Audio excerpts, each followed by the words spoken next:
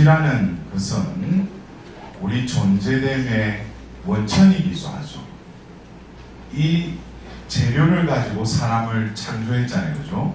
예. 우리는 뭐 그게 좀 이해가 안 되겠지만 성경에서 인간 창조에 대해서 창세기 2장 7절에는 먼지로 빚은 그 형체에 그 코에 당신의 숨을 불어넣었다고 했어요. 숨을 불어넣자 비로소 생명체가 되었다. 그러니까 겉으로 보면 먼지인데 거기에 숨이 들어가니까 어떻게 돼요? 생명체가 됐다는 거예요. 그러니까 이 숨이 없으면 뭐예요? 그냥 아무런 존재가 생명체가 아니라는 거죠. 근데 에제키엘 예언자가 에제키엘서 37장을 보면은 어떤 한시를 보죠. 어떤 골짜기에 수북히 쌓여있는 뼈들을 보여요. 이 뼈는 죽어서 몸뚱아리가 썩어서 생긴 그 뼈가 아니라 이스라엘의 어떤 현실을 보여주신 거예요. 그러니까 그들이 사람인데도 하나님께서는 그 한 예언자를 통해서 뭐예요? 그들은 죽어 있다는 거예요.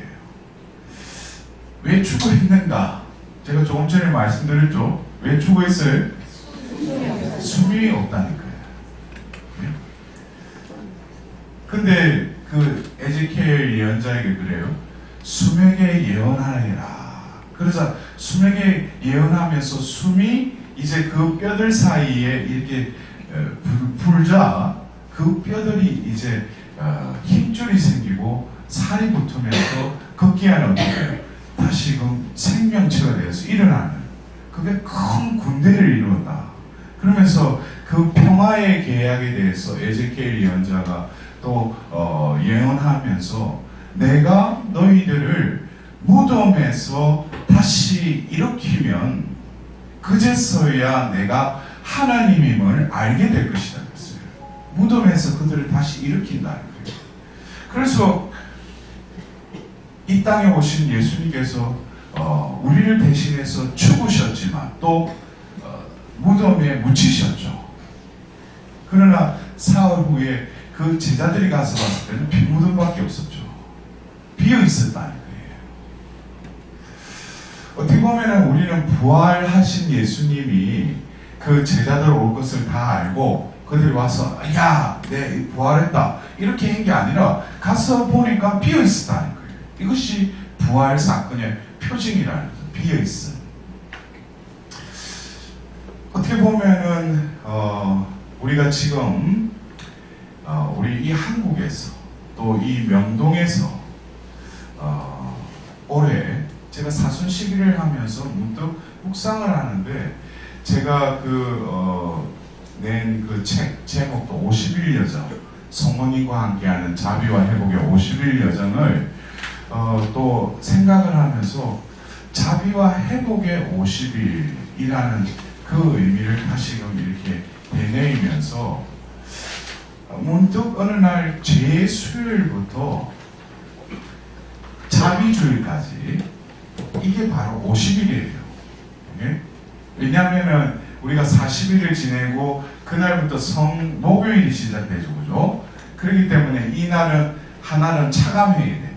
그러면은 성삼일이지만 2를 풀어서 하면은 40일이에요. 그리고 토요일 저녁에 이제 예수님이 부활하시고 나서 그 다음 주일 부활 대축일부터 8일째 되는 날 한 주간이 지나고 그 다음 주간을 바로 20세기에 예수님께서 파우스티나 성녀에게 부활 대축일 그 다음 주일을 자비주일로 경축하라고 직접 말씀하셨어요. 그래서 바로 이 제수요일부터 이 자비주일까지가 딱 50일이에요. 그래서 제가 이 50일은 바로 우리가 다시금 먼지일 뿐인데 하나님의 숨이 임하셔서 우리는 생명체가 된 존재인데 바로 그 숨이 아니라 우리는 인간의 숨을 쉬는 거예요. 바로 죄로 인해서 바로 그 하나님의 숨은 끝난 것은 아니죠. 그러나 인간의 숨이 쉬어지기 시작했다는 거예요. 그러면서 하나가 된 그 아담과 하와가 어떻게 됐어요? 분리가 되죠. 그러면서 남을 의식하기 시작해요. 창세기 2장까지는 서로 하나였어요. 근데 분리가 일어나면서 서로 부끄러움을 느끼면서 어떻게 돼요? 남의 탓을 돌려요. 이것이 어떻게 보면은 눈이 열려서 서로 알몸인 걸 알고 가렸다는 것은 남의 눈을 또 의식하게 됐다는 거예요. 이게 다 죄가 발생되면서 일어난 현상들이라는 거예요. 그곳에는 바로 하나님께서 당신이 생겨라 하자 생겨난 그 만물에 서려있는 그 숨의 흔적들, 더불어서 그 숨이 당신의 모상에 온전히 생명체가 되게 한 그 원천인 숨이 머물러 있었는데, 그 숨보다는 뭐예요? 인간의 숨이 쉬기 시작했다는 거예요. 그러면서 그 숨을 통해서 뭐예요? 자기를 생각하게 되고 자기 위주로 살게 된다는 거예요. 이것이 어떻게 보면은 우리가 겉으로 드러나는 선악과 나무 열매를 따먹는 것부터 해서 결국 이 인류의 역사는 죄의 역사로 타락해버리는 것이죠. 결국 우리가 이 숨의 문제, 오늘 우리는 하답송에 당신 뭐를 보내시오? 당신 숨을 보내시오. 온누리의 얼굴을 새롭게 하셨어. 얼굴이 뭐예요? 어리광이 보이죠. 그렇기 때문에 이 만물은 결국 누구의 얼굴이라는 거예요? 하나님의 얼굴이라는 거예요. 그리고 당신의 그 연장류의 이 인간, 하나님의 모상인 인간의 얼굴은 뭐예요? 주님의 얼굴이죠. 그래서 우리가 형 교황님께서도 자비의 특별히년에 그 자비의 얼굴에 대해서 또 반포하셨죠. 그 자비의 얼굴은 2000년 전 그 상처가 가득한 일그러진 그분의 얼굴이게 되었지만 바로 그 모습을 흔적을 가진 우리들도 뭐예요? 자비의 얼굴이 되어야 된다고. 그래서 제가 발음은 좀 안 되지만 여러분들이 널리 이해해 주시고 얼굴 할 때 어떻게 제대로 발음이 됐어요? 네. 이 얼에 이게 문제인 거예요. 사람이 하나님의 그 얼이 담겨져 있으면은 사람이 똑같은 사람인데도 틀려요.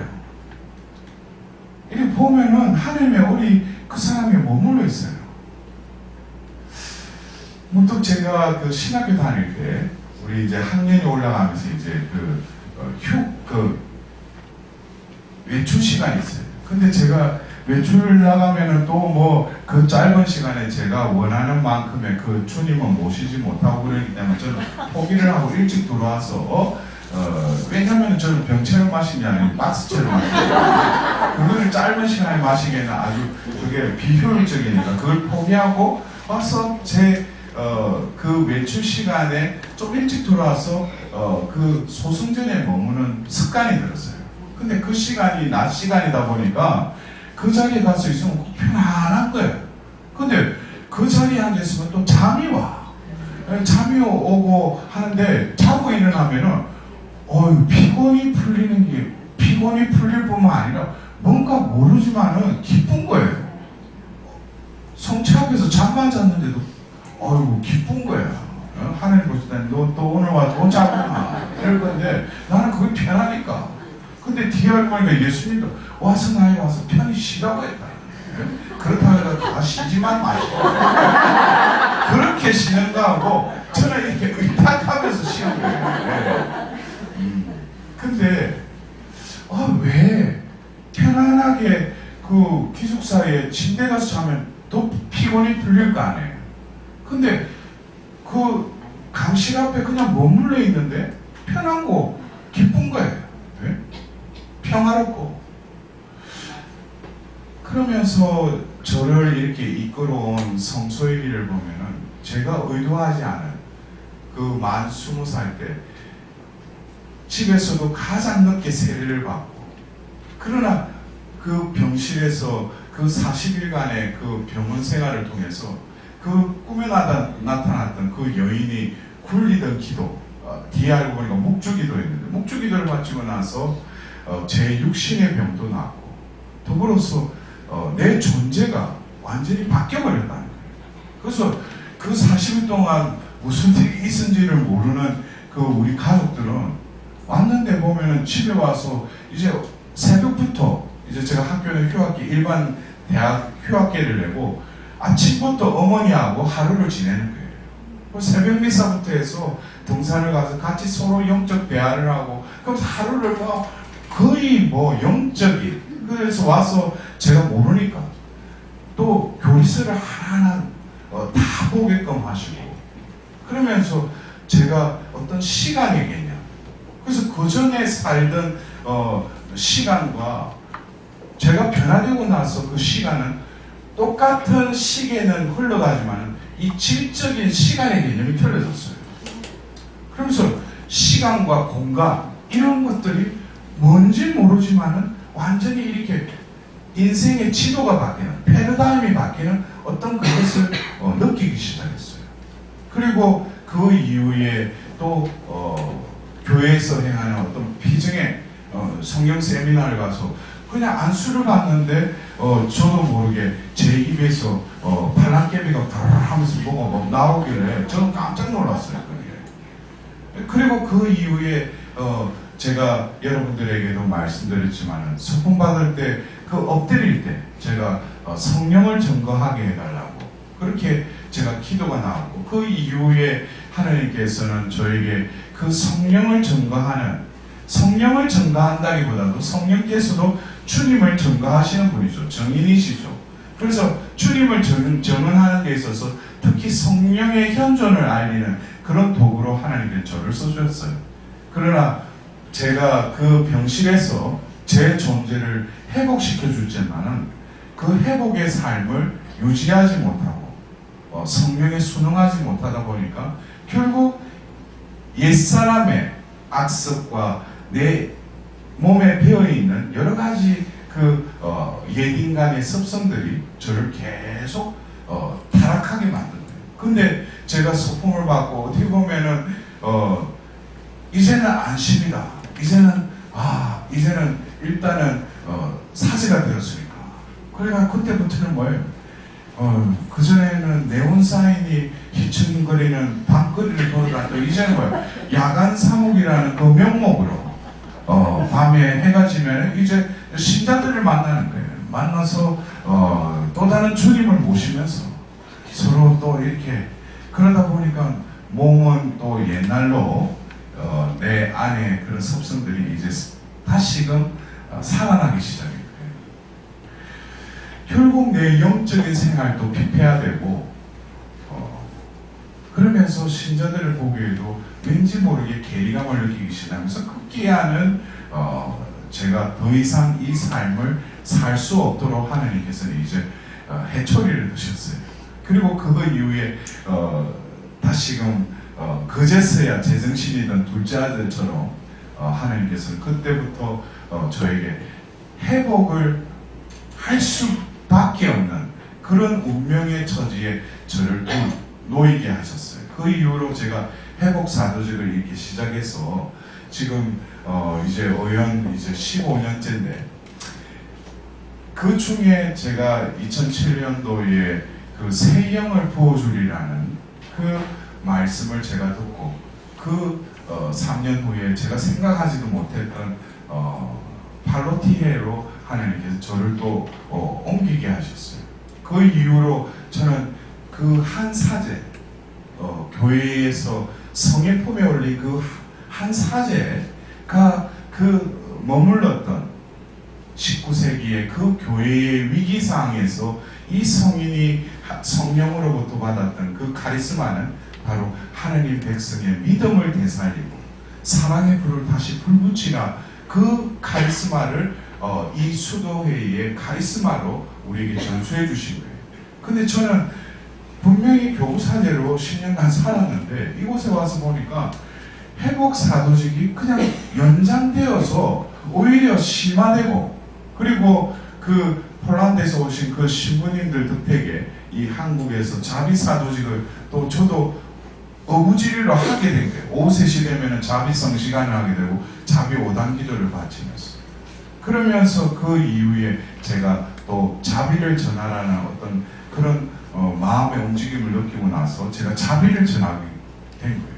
그 이후에 또 이 자비를 잊고 나서 하나님께서 제가 풀지 못했던 그 딜레마, 분명히 성령께서 나를 이끌어 오셨고 성령께서 나와 함께 계시는데, 중요한 것은 내 삶이, 내 존재가 근본적으로 변화되지 않는다는 거예요. 이것에서 어떻게 보면은 그 사도행전 8장에 그 빌립보스와 그 사도들이 스테파노의 순교로 인해서 사마리아 지역에 복음을 전할 때 그 중에 그 지방에서 마술쟁이가 있었어요. 시몬이라는 마술쟁이가 있어요. 그 사람이 보니까 그 전에 이 사도들이 나타나기 전에는 그 마술이 뭡니까? 눈속임이죠. 어떻게 보면 사기죠. 예? 잠깐 눈속임으로 그냥 이게 그거로 밥 먹고 사는 사람인데, 사도들이 와서 하는 거 보니까 막 말씀을 하니까 이 사람들이 보면은 변화가 일어나고 손을 대보니까 막 치유가 일어나고 하니까 이 마술쟁이 이 시몬이 딱 보고 있다가 돈다발을 들고 가가지고 돈을 줄 테니까 그 능력을 달라고, 한 수 가르쳐 달라는 거지. 당신들은 어떻게 해서 사람 낫게 하고 한 수 가르쳐 달라는 거예요. 그래서 베드로가 그걸 보고 그래서 너는 족쇄에 올가미에 묶여있다고. 근데 성경에서는 결국에는 이 시몬도 세례를 받았다고 했어요. 그러니까 그 또 다른 시몬처럼 저도 모르겠어요. 하느님을 빙자해서 빌미로 성령 덕택에서 하는 거예요. 성령이 나를 이끌어야 될 건데 내가 성령을 자주 오지 않은 거예요. 어디 가면은 또 좀 준비를 하고 가서 또 가서 받아라 하면 사람들이 막 시몬이 오늘 성령 많이 받았는데 그래. 그럼 그렇지. 근데 제가 홀로 있을 때는 성령은 또 딴 데로 내가 밀쳐내고 내가 살아가는 거예요. 이런 이중적인 삶. 결국 하나님께서는 그 새 영을 부어주겠다는 그 말씀과 더불어서 또 제 삶이 바뀌기 시작했어요. 더 이상 그런 곳으로 파견 나가지 않도록, 그리고 또 다른 그 터널을 통해 통과하도록 하나님께서 저를 이끄셨어요. 그건 어떻게 보면 영적인 어두운 밤이기도 했어요. 그러나 그때 제가 또 말씀의 두루마리를 받아먹고 꿀같이 다른 그 말씀을 먹기 시작했고, 그러면서 성경의 전체의 하나님의 그 움직임을 저는 깨달으면서 이제 성경을 제 마음에 담기 시작했어요. 그러면서 그 이후에 안수하고 뭐 또 해가 뭐 어디 가서 뭐 에피소드 몇 개 이야기하고 불 끄라고 하고 하던 그것은 제가 좀 상가했어요. 왜? 우리 신자들이 그거 매너리즘에 빠져서 성령 하면은 또 다른 시몬처럼 마술처럼 뭘 해결해 달라고 하는 것처럼 그런 분으로 성령을 생각하고 있다는 거예요. 그래서 제가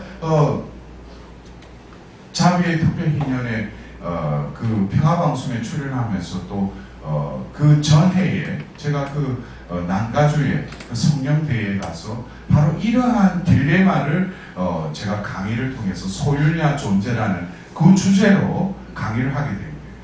그러면서 많은 신자들이 성령을 소유하려고 그래요. 성령이 오소서 하면 성령 많이 받아야 된다고 생각해요. 성령은 나를 생명체가 되게 하는 그 근거인데, 생명 그 자체이신데 한 피조물이고 먼지에 따르는 이 인간이 뭐라고 하나님 보고 오소서 그러고 내한테 뭘 해결해 달라고, 그게 잘못됐다는 게 아니에요. 우리 인간의 나약함으로 그렇게 기도할 수밖에 없지만 근원적으로 내가 성령을 컨트롤하려고 하는 거예요. 여러분 잘 생각해 보세요. 성령께서는 존재하시는 분이셔요. 이 세상이 창조되기 전에도 그 무리를 감돌고 있었고, 하나님께서 빛이 생겨날 때 그 입을 통해서 뿜어져 나가는 그 숨으로 인해서 뭐예요? 이 세상이 창조된 거예요. 욥기를 보면은 그 욥이 의인이었지만 세 친구들의 변론을 통해서 뭐예요? 자기가 의롭다라는 어떤 그 뉘앙스를 풍기서 하나님께서 이제 욥기 38장에 등장하시죠. 그러면서 뭐라고 하죠? 내가 땅을 지을 때, 내가 바다를 지을 때, 네 어디 있으냐 이거예요. 근데 말을 듣고 나니까 자기는 아무것도 아닌 거예요. 네? 온몸이 그 종기투성이가 되었지만 자기 존재의 알을 보게 된 거예요. 자기는 미물일 뿐이에요. 그래서 하느님 앞에 부복하고 온전히 내어드리자 어떻게 하나님께서 욥기 40장이 뭐예요? 그 전에 그 사탄에게 허락해서 다 잃었던 가족들, 재물들, 모든 것을 뭐예요? 따따블로 해주시는 거예요. 그게 회복이에요. 우리는 어쩌면 하나님께서 때가 되어서 그런지 몰라도 저도 이번 부활 시기가 참 많이 힘들었어. 왜? 명동에 매일 출퇴근해. 제가 뭐 어디 장사하는 것도 아니고. 네? 부활 제2주일, 자비주일을 맞이해서 9일 동안 또 와서 우리 신자들과 함께 제가 여러분들에게 강의를 하지만은 얻는 거는 제가 더 많아요. 왜? 준비를 안 하니까.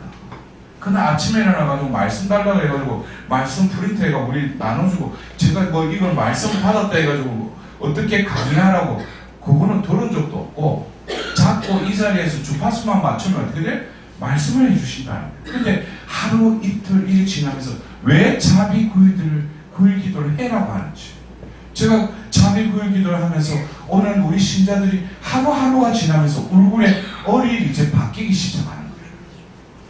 어휴, 얼굴이가 막 어떤 장면이 와서 신부님 안녕하세요. 근데 얼굴이 예뻐졌어. 본판이 드러나는 거예요. 뭐 이렇게 처발라가지고 뭐 가렸던 얼굴에 그 얼이 이제 드러나기 시작해요. 그리고 그 자비주일 그 전날 9일째 되는 날 고해성사를 통해서 그 한 영혼들이 하나님의 자비를 입는 것을 제가 고해성사를 통해서 바라보게 됐어요. 하나님께 너무 감사했어요. 그리고 자비주일날 우리는 이곳에 모여서 하나님의 자비를 찬양하면서 뭐 자비를 받으려고 한 게 아니라 이제 우리의 삶을 예수님이 말씀하셨지 이제 의탁의 삶을 살기를 우리가 이제 결심을 했어요. 그러나 그 자비가 나를 그렇게 이끌어가는 것이죠. 그것이 바로 오늘 우리가 성령 강림 내주일의 복음의 그 장면, 이것이 바로 자비주일날 전교회에서 선포하는 텍스트예요. 이것이 바로 뭡니까? 요한복음 20장 22절에 숨을 내쉬며 성령을 받아라. 그러나 이 성령을 받으면 어떻게 돼? 우리가 자비를 입을 뿐만 아니라 누군가의 죄를 용서하면 그 죄를 용서받게 하는. 이것은 어떤 그 교회에 주어진 사제권이 아니라 우리가 어떤 용서의 문제로 여러 이웃들과 얽히고 설키고 하고 이런 문제에 있어서 용서는 뭐예요? 하나님의 자비로 시작되어서 자비로 완성돼야지 용서가 이루어지는 거예요. 그런데 많은 경우 우리 교회 안에서도 용서의 문제를 어떤 심리학적으로 어떤 과학적으로 인본주의에 입각한 용서를 그러니까 너가 용서해 이렇게 용서해. 그 사람이 용서 못하는 것은 뭐예요? 아직까지 하나님 자비를 입었는데도 자비를 기억하지 못하는 거예요. 그 종에게 그 많은 빚을 반갑게 해줬는데 그 이웃에게 어떻게 했어요? 그 빚 갚아라고 그러죠. 그것은 뭐라고 그래요? 예수님이 너희에게 그 하나님께서 베푸신 것처럼 너희도 이웃에게 그렇게 해야 돼. 하나님께서 베푸신 것처럼 이거는 뭐예요? 베푸신 것을 기억하라는 거예요. 그래서 우리가 자비 9일 기도 때 그 고백을 할 때 뭐에 대해서만 고백하라고 그랬어요? 베푸신 자비를 거스르는 거, 잊어버린 거, 실행하지 못한 거, 그것에 대해서 우리가 성찰하고 고백하자고 했잖아요. 우리는 이제 하나님의 베푸신 자비를 이제 기억하고 진심으로 감사드리고 이제는 우리가 용서의 삶은 결국 자비의 삶임을 깨닫게 됐어요. 더불어서 우리는 오늘 이 성령 강림 대축일을 맞이하기 위해서 또 이곳에서 바로 회복의 9일 기도를 했습니다. 이것은 그냥 성령 칠연을 달라고 하는 그냥 그 9일 기도가 아니라 원천적으로 2000년 전 그 세나클에 바로 예수의 어머니신 마리아와 함께 했던 그들이 머물렀던 세나클로 우리도 함께 들어가서 예수님의 성천 이후에 바로 그 9일이라는 시간에 공감대 안에 우리는 함께 모여서 첫날에 120명, 딱 거도들도 아니고 120명을 이 자리에 딱 모여주신 거예요. 그래서 저는 이게 표징이구나. 지금 이 시대에 그냥 성령 강림하면 뭐 또 떨어질까 싶어서 그냥 마냥 받기만을 바라는 그 성령 강림이 아니라 바로 존재가 바뀌는. 그래서 우리는 이 오늘 우리가 들었던 이 복음의 말씀은 요한복음 20장의 그 공간은 뭐겠습니까? 바로 예수님이 나를 따라라 해서 따랐던 그들. 그러나 한 명은 배반하고 11명이 모여있는 그 자리에 예수님께서 성령을 받아라 이거죠. 그러나 이제 뭡니까? 오순절에 거기에 120여 명이 모인 그 자리에는 여러 나라의 사람들, 여러 이방 지역에 살던 유대인들이 그 자리에 모인 거예요. 그러나 이들은 유대인이지만은 그 지역의 교포죠, 쉽게 말하면.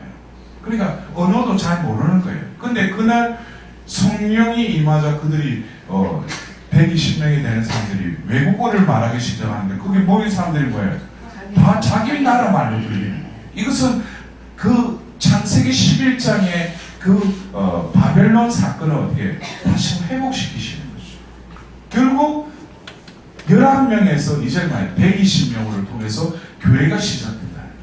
우리가 오늘 들었던 이독서의 말씀은 성령께서 이 교회를 통해서 이끌어 가시는 것은 바로 그들에게 뭐예요?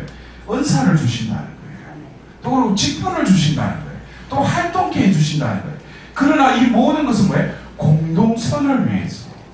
머리이신 예수님의 지체인 우리들에게 내가 뭐 잘나고 뭐 할 능력이 있어서 그런 게 아니라 하나님의 주관적인 선택에 의해서 그 사람이 그 은사를 주시는 거예요. 그래서 이것은 공동체라는 교회의 그 위기 질서 안에서 행해져야 된다는 거예요. 손이 보면 발의 기능을 못하는 거죠. 네? 무슨 자기가 볼 때는 겉으로 드러나는 거 그것을 하고 싶어도 하나님은 각자에게 그 은사를 주셔서 그걸 행하라는 거예요. 남이 하는 것 질투하지 말고 너에게 준 그 은사를 행사하라는 거예요. 이것이 뭡니까? 바로 우리가 말하는 로마서와 에페소서에 말하는 성령과 이 은사의 관계는 바로 교회론에 입각해야 된다는 거예요. 교회의 안에서 공동선을 위해서 우리는 이 은사와 또 직분과 또 활동을 해야 됩니다. 이것이 바로 사도직이죠. 결국 하나님께서는 당신의 그 능력과 권한을 주시고, 그래서 우리가 예수님의 공생애 때 그 제자들이 파견되기 전에 예수님께서는 그들에게 무엇을 주셔요? 악령을 대항하고 이겨낼 권세와 권능을 주셔요. 그리고 그들을 파견하면서 뭐라고 하셔요? 어떤 때는 우리가 그 말씀을 들을 때 있잖아요. 예수님 어떻게 좀 너무한 거 아닌가? 어디 먼 길을 떠나는데 영어로 또 가지고 말하고, 저 같은 경우에 이제 더워지면은 땀을 많이 흘리는데 영어로 또 안 하면 땀 냄새 나고 어떻게 복음을 전하라고 하는가? 근데 걱정하지 말라는 거예요. 그게 왜? 우리가 복음을 전하는 것은 내가 무엇을 갖추고 내가 뭘 준비하라는 게 아니에요. 복음을 전하게 하는 그 원동력도 주님이 주시는 거예요. 그래서 먼저 파견하기 전에 뭘? 그들에게 능력과 권한을 주신다는 거예요. 그리고 너희들이 어느 마을에 가면 이미 뭐예요? 그래서 바울 사도가 그 마케도니아 지역을 건너가가지고 필리피에 갔는데 그 한 여인에게 그 성령이 뭐예요? 그 말씀을 귀 기울이게끔 또 움직이시죠. 그게 바로 너 리디아잖아요. 그래 리디아가 보면은 그 지역에 교회를 세우는데 또 하나님은 그 여인을 통해서 움직이신다는 거예요. 이 모든 것이 뭡니까? 성령이 움직이신다는 거예요.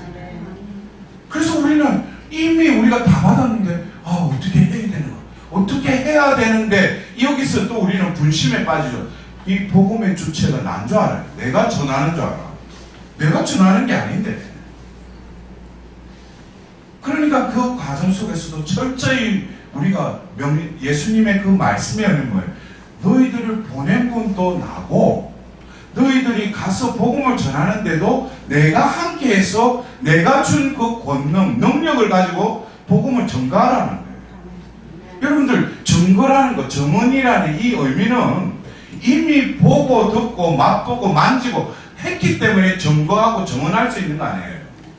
내가 무엇을 내가 하는 것이 아니라 하나님께서 바로 물과 피와 성령의 그 증인을 통해서, 그래서 예수님이 물과 피를 통해서 우리에게 무엇을 베풀어 주셨어요?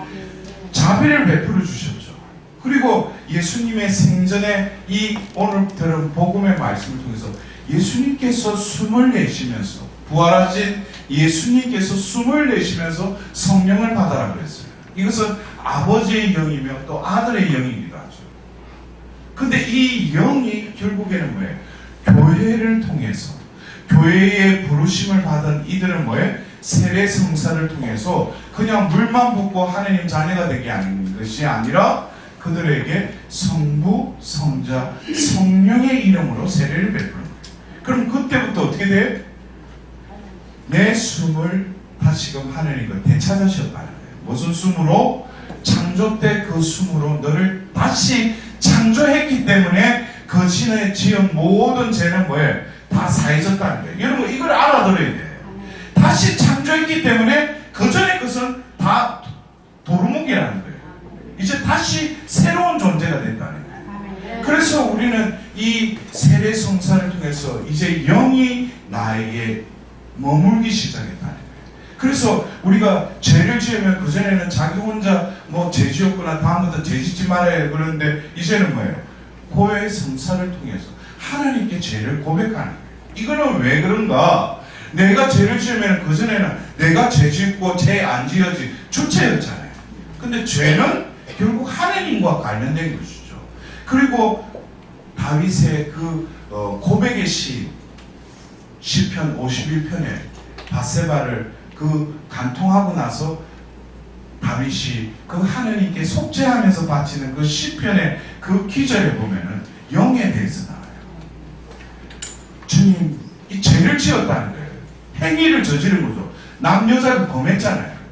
우리가 볼 땐 죄를 범한 이 외향적인 이 결과보다도 다윗은 무엇을 더 두려워해요? 하나님께서 그 목동이었던 그 어린아이를 하나님께 선택하시죠. 그래서 사무엘에 의해서 기름을 부으면서 영이 입심했다는 거예요. 영이 그 안에 이제 머물기 시작했다는 거예요. 그래서 바울 사도는 다윗은 죄를 짓고 가장 두려운 게 뭐예요? 주님, 제 안에 거룩한 영을 내치지 마소서. 이것이 그리스도인들의 그 죄를 짓고 아파야 되는 그 근거가 바로 이 다윗의 이 시편에 나와 있어요. 우리는 과연 죄를 짓고 나서 나를 거룩하게 하시고 당신의 자녀되게 하는 그 영이 내 안에 머물러 있는데 이 영의 움직임, 이 영의 이끄심보다는 내 욕정과 욕망에 이끌려서 지은 죄의 결과를 보고 이것을 죄를 지었다 그러는데 그 순간에 우리는 뭐예요? 성령을 슬프게 들었고 성령을 따르지 않았고 성령을 무시해버린 거죠. 그러니까 죄를 짓는 거지.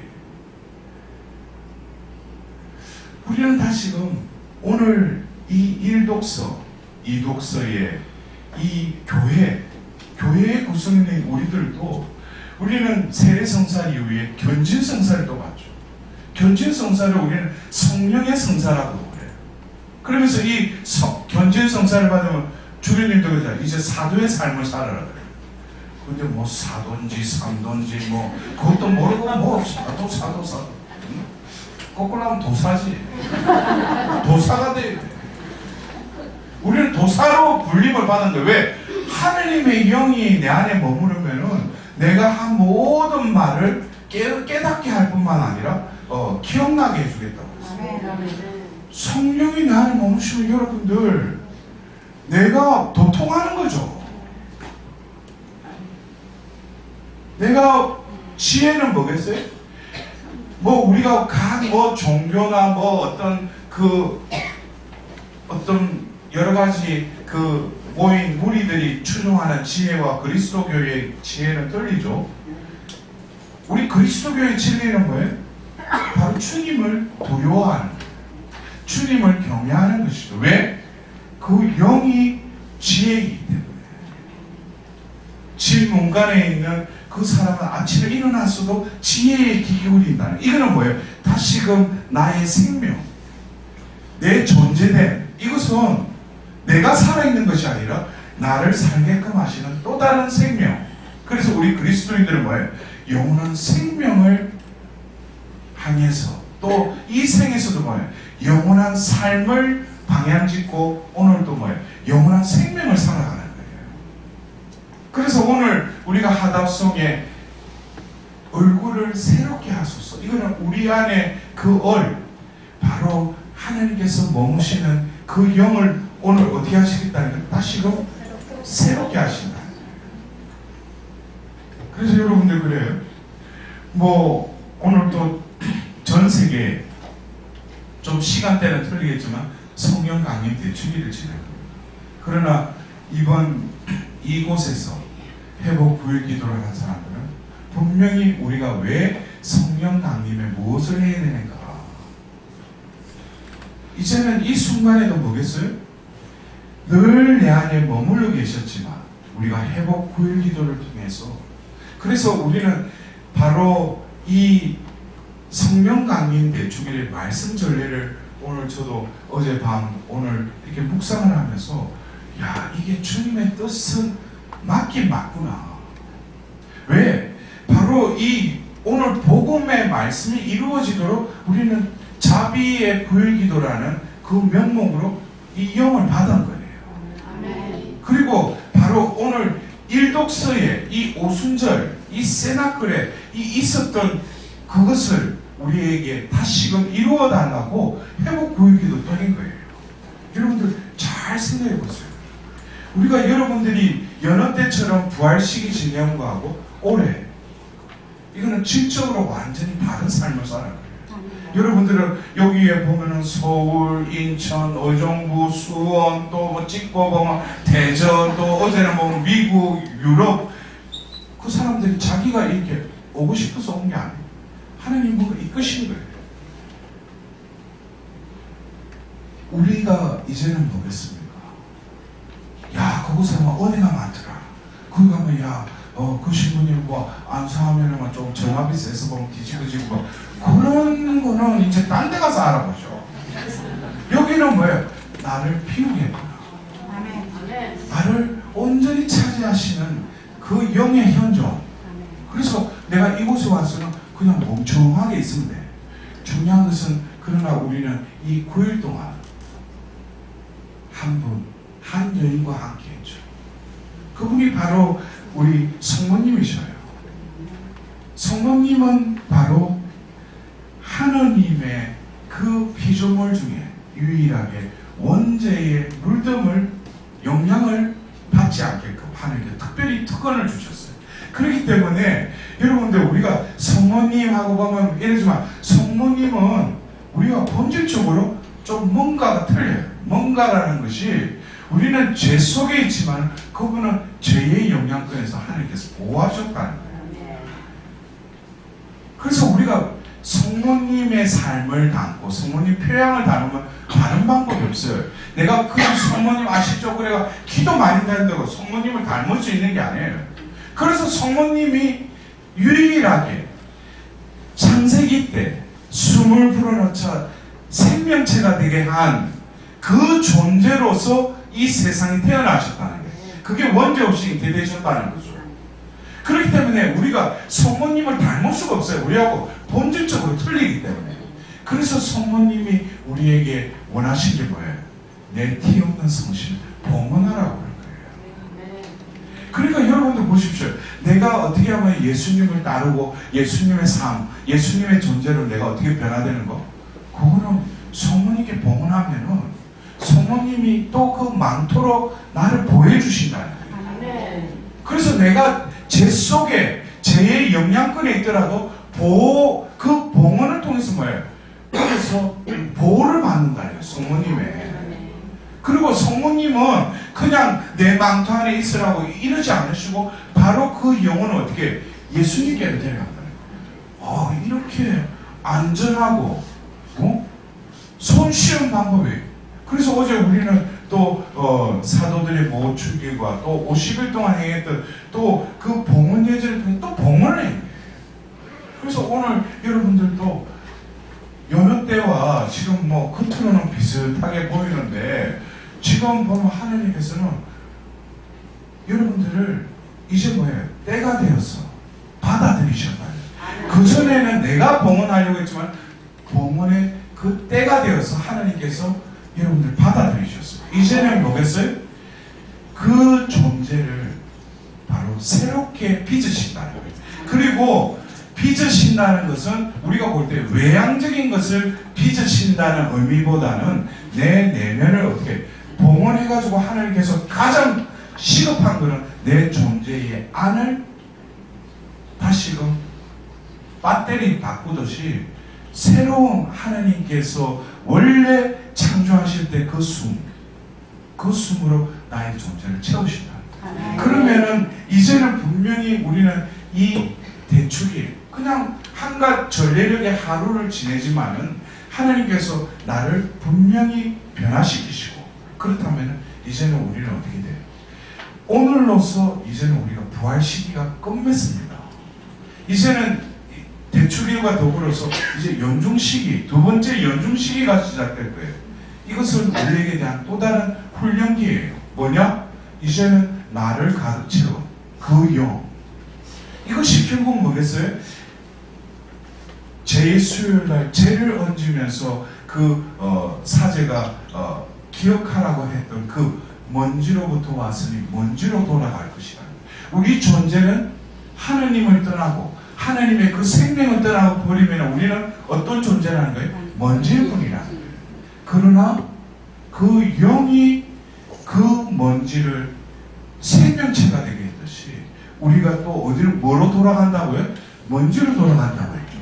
이거 잘 알아들어야 돼요.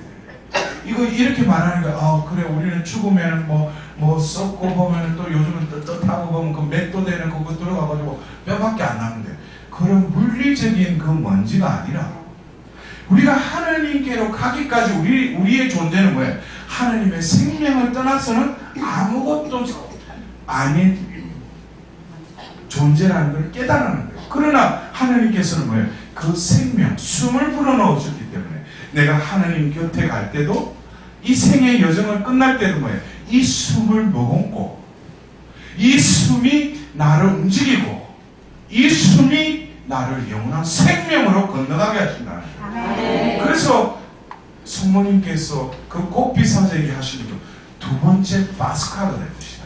이것은 바로 오늘 우리는 50일 전에 예수님께서 부활하셨다 해서 주님 참으로 부활하셨나이다 알렐루야 했지만은 오늘 우리는 다시금 하나님 앞에서 보여요. 다시금 우리는 하나님 앞에서 고백해요. 주님 저를 다시 일으켜 주셨군요. 다시 저를 창조케 해주셨군요. 당신의 모상으로 다시 회복해 주셨군요. 이것에 대해서 깊이 감사하면서 주님 이제는 당신의 그 모상대로 그러나 처음부터 그렇게 되는 게 아니에요. 세나클에 머물러야 돼요. 세나클의 삶을 살아야 돼요. 그렇게 되다 보면 어느새 나라는 존재는 내가 생각해도 나라는 존재가 없고 원래 창조된 그 존재. 모세가 당신이 누구십니까 할 때 그 하느님을 나는 곧 나다. 나라는 존재는 원래 없어요. 다 허상이에요. 그러나 우리 하느님을 믿는 신앙인들은 뭐예요? 나로 하느님께서 나를 재창조하신 것이 바로 세례라는 거예요. 우리는 진정한 나로 살아야 돼요. 거짓된 나, 없어지는 나, 한과 피색에 적혀있는 그냥 지나가는 나가 아니라 영원한 나로 살아야 돼요. 그럴 때 한갓 보잘것없는 죄인에 불과했던 나가 뭡니까? 바로 하나님을 전가하고 정인으로서의 삶을 살다가 그 미달이 떨어져 썩어서 죽었는데 뭐예요? 이제는 많은 열매가 맺으신다.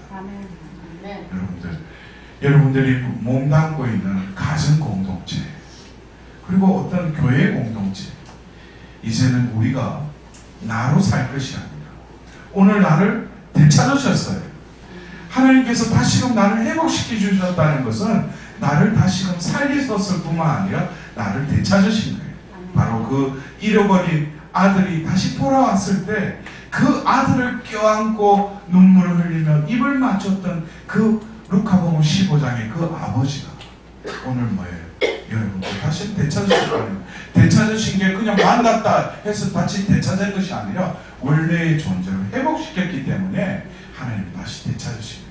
여러분들, 이런 회복시켜주신 주님, 나를 다시금 빚으신 주님, 이 주님, 당신의 신비로 세상 사람들은 보아도 보지 못하고 들어도 듣지 못하는 그 신비로 우리는 뭐예요?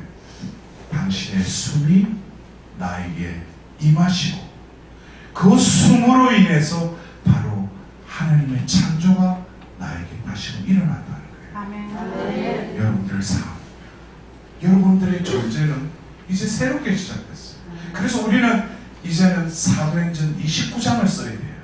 이 시대의 사도로서 이제는 나를 드러내고 내가 인정받기 위한 그 삶이 아니라 진정한 나로 살면서 나를 통해서 역사하시는 하나님의 능력과 권능을 발휘하고 누리면서 주님을 증거하는, 그럴 때 이 삶을 끝내고 하늘께 갔을 때 나를 보고 나를 많이 닮아서 왔구나. 아멘. 이제 너는 구원에 합당한 자가 되었구나.